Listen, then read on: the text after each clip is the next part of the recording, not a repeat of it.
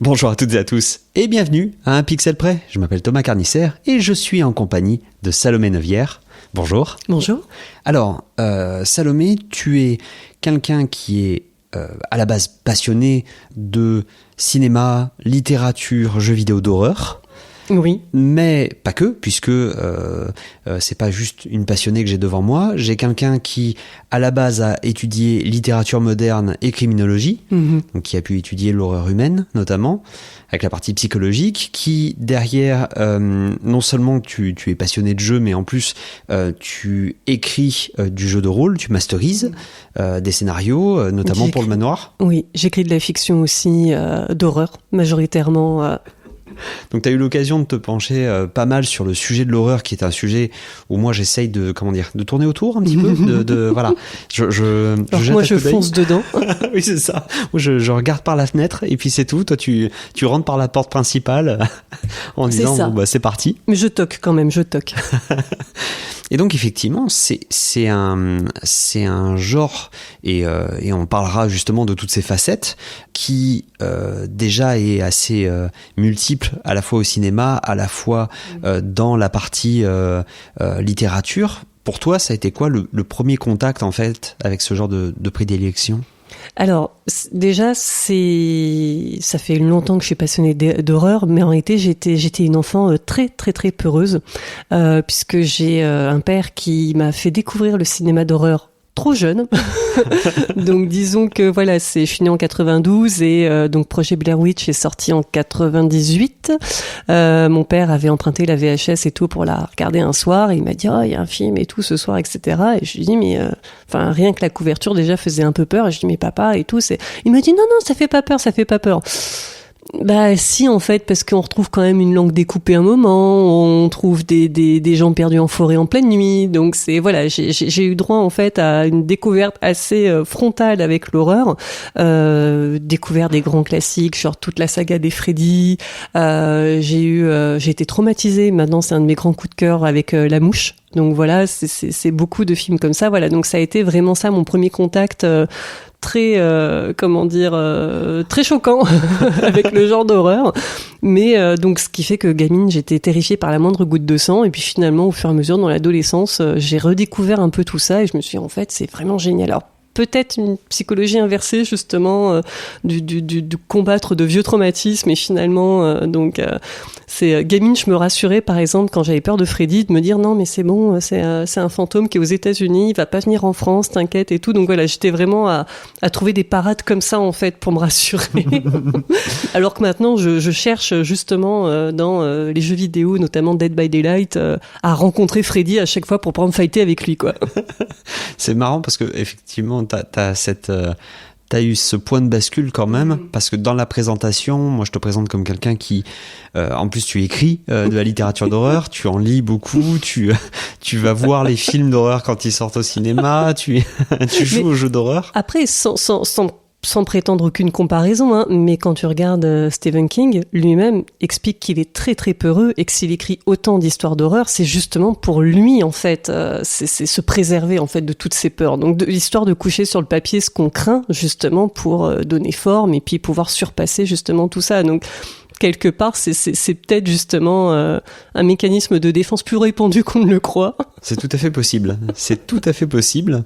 D'autant plus que pour toi, est-ce qu'il existe des ponts entre justement dans l'horreur, la littérature, le cinéma et le jeu vidéo, ou est-ce que on est vraiment sur des formats qui sont assez différents? Alors les formats vont être très différents dans le sens où par exemple dans un film d'horreur il y a parfois l'utilisation abusive de ce qu'on appelle les jumpscares, donc avec une apparition soudaine, avec des bruits très forts justement pour faire sursauter le spectateur, qu'on n'aura certainement pas en littérature. compliqué d'amener un mécanisme comme ça par chance dans les pages d'un livre. Donc, mais je dirais que ça va être des inspirations un peu, alors soit des références, soit des inspirations plus ou moins directes ou indirectes. Mais voilà. Après, les messages concrètement vont rester selon moi les mêmes. Dans le sens où la peur va jouer par exemple avec la peur de l'inconnu, la folie, et ça va être des thèmes, enfin il va y avoir des thèmes récurrents, que ce soit au niveau du cinéma, au niveau de la littérature, au niveau des jeux vidéo ou des jeux même dans leur ensemble, juste qui vont être traités différemment en fait. C'est un livre par exemple, à moins qu'il soit écrit à la première personne, on va assister à la folie de quelqu'un, notamment dans beaucoup d'histoires de Lovecraft, où on assiste effectivement à des protagonistes qui nous disent des fois d'entrée de jeu, c'est je crois l'intro d'ailleurs de Les Montagnes Hallucinées, où le protagoniste dit je sais que je vais paraître fou, je sais que vous n'allez pas me croire, mais voilà ce qui s'est passé. Dans un jeu, ce qui est fascinant et génial aussi, c'est que là, on se met à la place. On peut être à la place carrément, puisque c'est le protagoniste habituellement qui va subir cette folie. Et donc, nous, en l'incarnant, on va être en plein dedans, aux premières loges, en fait, pour assister justement à cette spirale, finalement. Donc, va y avoir justement différents traitements du message.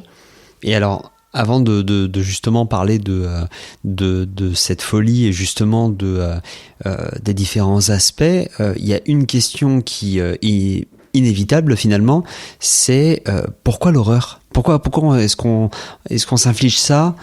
Pourquoi aller sur ce genre-là ? Il y a énormément d'études qui ont porté justement sur cette fascination, parce que la fascination de l'horreur est ancestrale, hein. C'est pas quelque chose qui, même s'il y a eu un succès, des films d'horreur dans les années 80, c'est forcément que l'horreur, toute la fascination, elle est ancestrale, et en plus, elle est au-delà de ça, elle est universelle, quoi. C'est tous les continents, tous les pays, enfin, les gens sont fascinés par l'horreur, justement.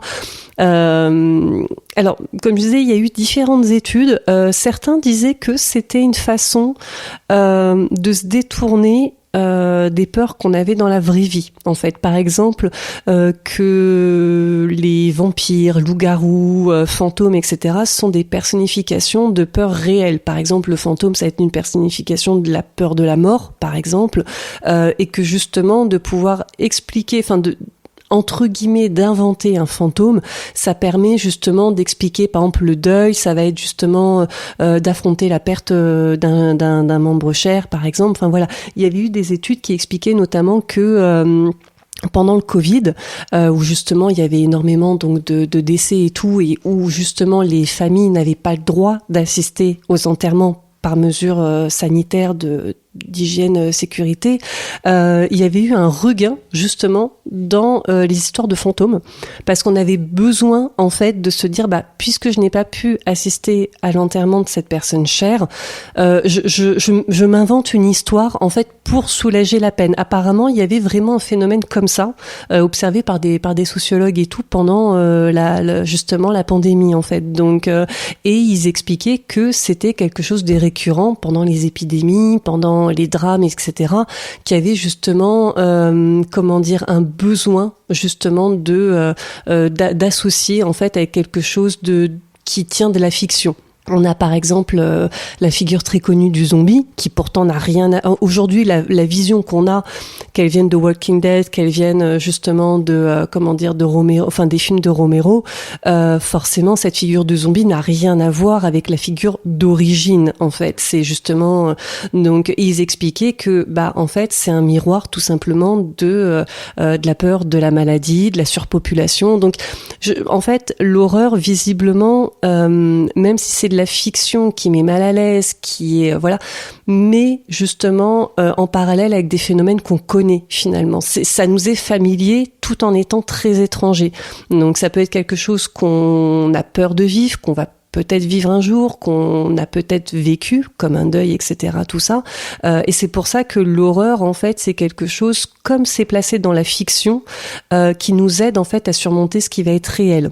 Ouais, c'est en tout cas les études qui ont été menées. C'est hyper intéressant parce que justement l'idée potentiellement de jouer à un jeu d'horreur, c'est littéralement de surmonter sa peur et d'aller accompagner le personnage au-delà de ces obstacles. On parlait de Stephen King. Il y a des liens directs avec notamment le jeu vidéo, puisque alors le jeu vidéo il a énormément évolué, puisque on était sur alors là c'est le moment coup de vieux de l'émission, attention, mais il faut pas oublier que à l'époque on a Frédéric Rénal que j'avais pu interviewer à l'époque sur Alone in the Dark, qui ouais, voilà, je vois le coup de vieux qui arrive, puisque on est en 1992 sur un jeu d'horreur en 3D où à l'époque il n'y a pas de moteur de jeu, donc ça veut dire que le mouvement de caméra, il faut décider comment est-ce qu'on déplace une caméra,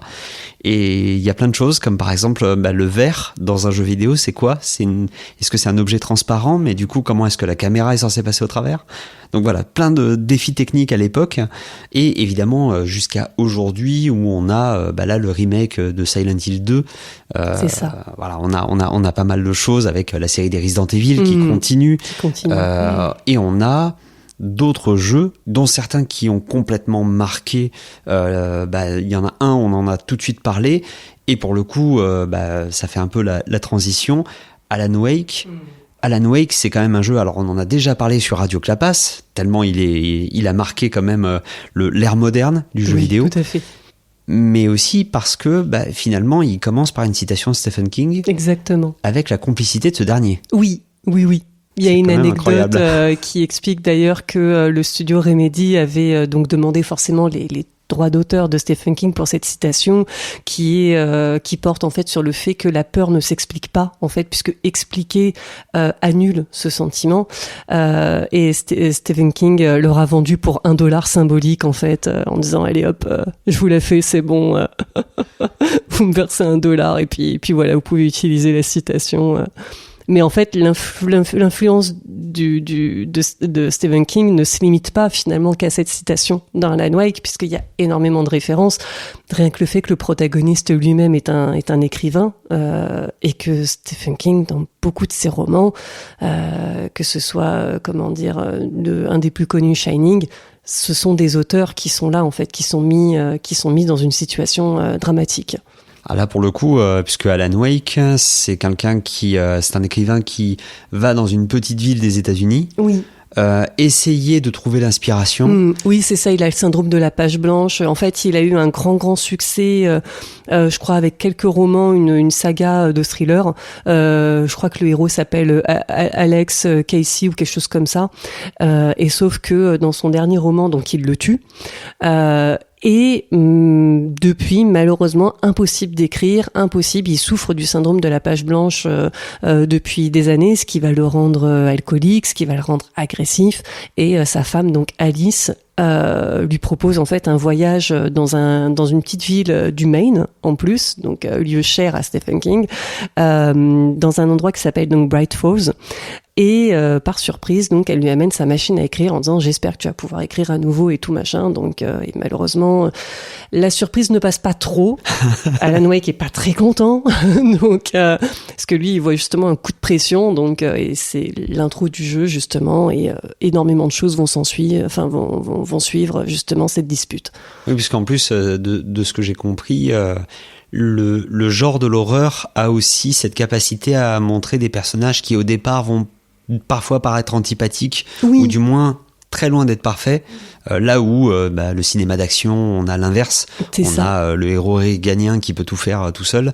Alors que là, ouais, effectivement, Alan Wake, au début, il est pas très sympa. En fait, ça va dépendre. On a justement différents profils. Donc, soit j'aime beaucoup, notamment le genre du slasher pour ça, avec le cliché absolu, donc justement d'une bande de jeunes avec un tueur, plus ou moins humain qui leur court après pour les tuer.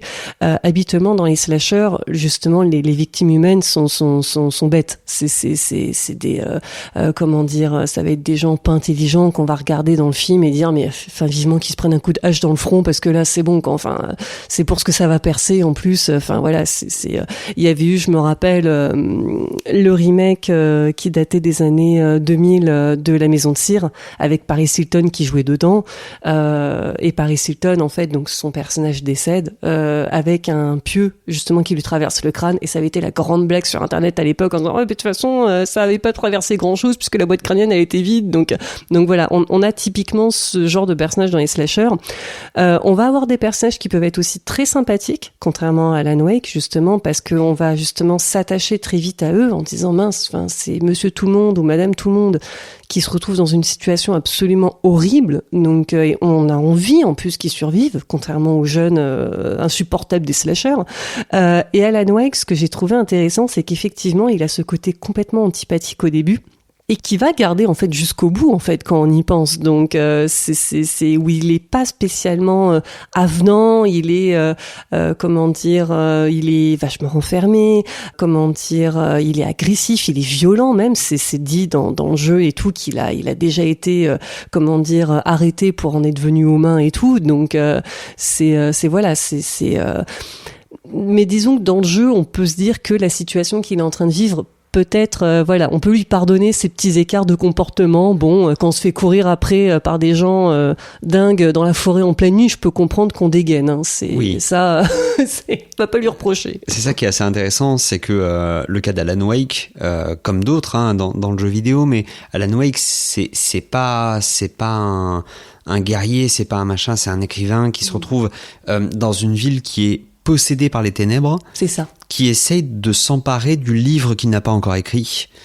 Qu'il est en train d'écrire. Qu'il est en train, ouais. Oui, enfin. C'est ça. Bah, en fait, il retrouve des pages qui se souvient pas avoir écrit. Voilà, et il faut que le livre continue en fait. Ouais. C'est justement. Et donc ils essayent de lui faire, enfin presque lui faire vivre en fait son livre. Bah, c'est un livre prophétique en fait. Il y a une scène qui est absolument flippante dans le jeu où en fait il récupère une des pages et là d'un coup il est en train de lire et il dit et puis d'un coup parce qu'en plus c'est écrit à la troisième personne donc là il lit la situation avec en lisant et qui dit Alan Wake entend tout d'un coup des arbres s'effondrer avec le bulldozer etc et puis là donc bon bah la page dans l'inventaire hop on explore un peu et arrivé au bout du chemin là on entend effectivement les arbres tomber le bulldozer on fait ah ouais ok.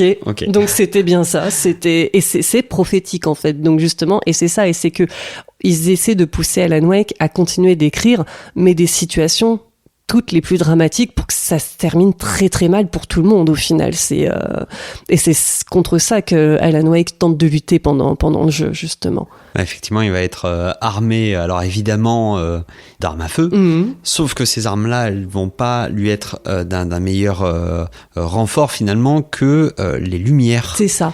Il va utiliser énormément de lumière.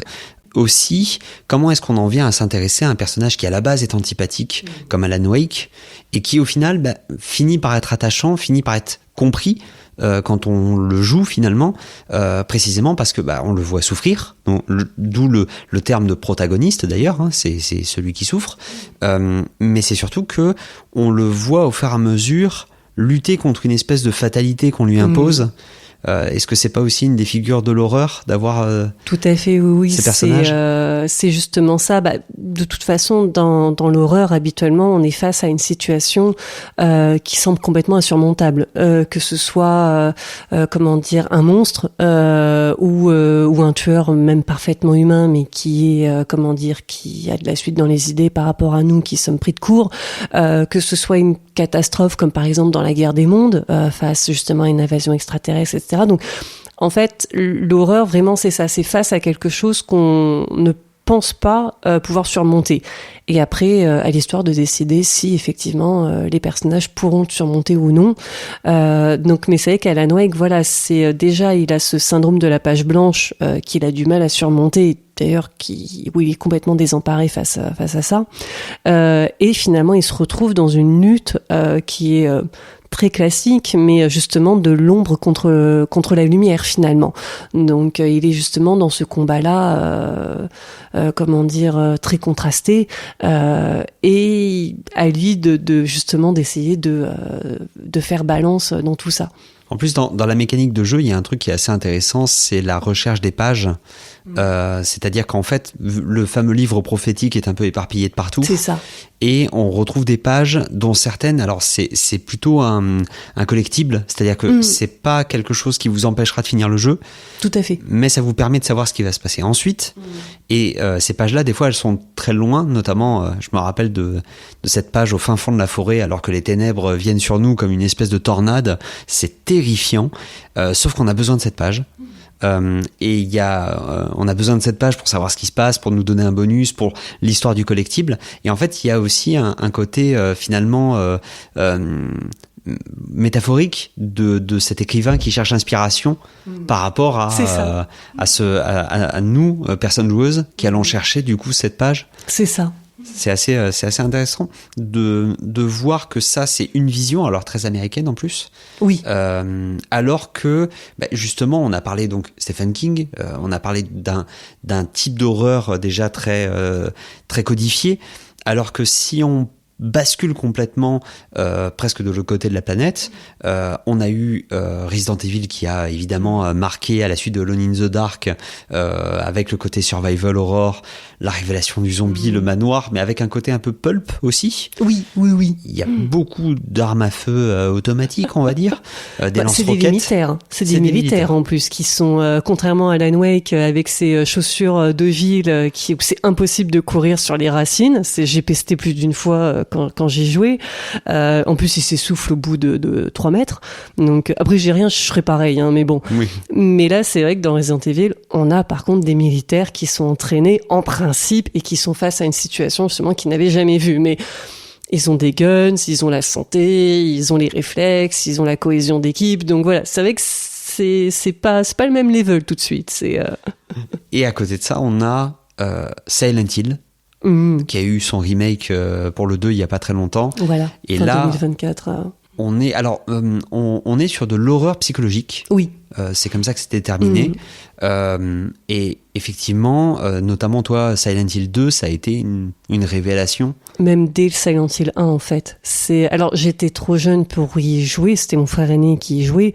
Mais j'avais été complètement fascinée par l'histoire, en fait, par l'atmosphère aussi. Disons que Resident Evil va y avoir une grosse dose d'action, qu'il y aura beaucoup moins dans Silent Hill, en fait. Silent Hill, ça va vraiment être sur le récit. Donc, et le premier Silent Hill d'ailleurs a été en partie bien évidemment inspiré par Carrie de Stephen King d'ailleurs. Donc où on est effectivement donc sur quelque chose de plus effectivement de plus psychologique, de plus vraiment sur les personnages mêmes.